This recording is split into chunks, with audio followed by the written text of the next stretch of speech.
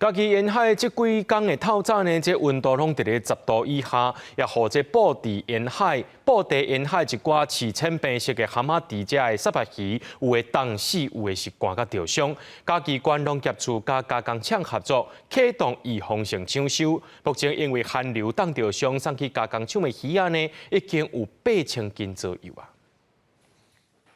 加工厂的员工大家无闲处理手头的沙白鱼。即阵啊寒流来，这几天的透早温度拢伫10度以下。渔民讲，粉油仔猪食水较浅，所以做伙饲的沙白鱼，较会因为天气寒受影响。毋过有时阵鱼仔只是受伤，袂黏面就死。若是刷来天气搁变寒，搁袂好送去加工厂，就会出问题。毕竟温哥池它本身水没办法像虱目鱼池加较清，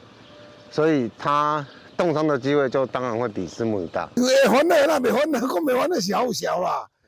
啊是，迄个疾病啊无啥偌严重，但是有算是也无讲介严重啦。家己关布地沿海一寡甲粉油仔做伙饲的沙白鱼，因为惊寒流会互鱼仔寒甲冻袂牢，一寡渔民为顶礼拜开始寒流还未来进前，就提早收成。根据家己关农业处统计，提早收成的沙白鱼有12万斤，大约72吨左右。咱会惊讲有即个受害的即个风险嘛吼，咱即个鱼窟啦，吼较食风的，即个先会使先来预先来做收成吼，这收成量差不多伫个16池，差不多伫个72公吨左右的鱼价啦吼。渔民大量抢收的情况下，造成加工厂它没办法负荷这么大的这个渔获量太大，它会瞬间挤进去，所以说造成它没办法处理，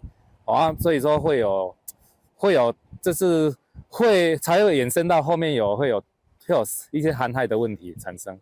县政府渔业科指出，家己县全县沙白鱼收成的量，一年差不多有8000吨左右。目前因为寒流冻伤抢收的沙白鱼，计共有8000斤左右，会协调加工厂继续来到处理，嘛呼吁渔民爱注意刷来天气的变化，减少因为温度对鱼骨仔造成的影响。记者林慧婷，家己报道。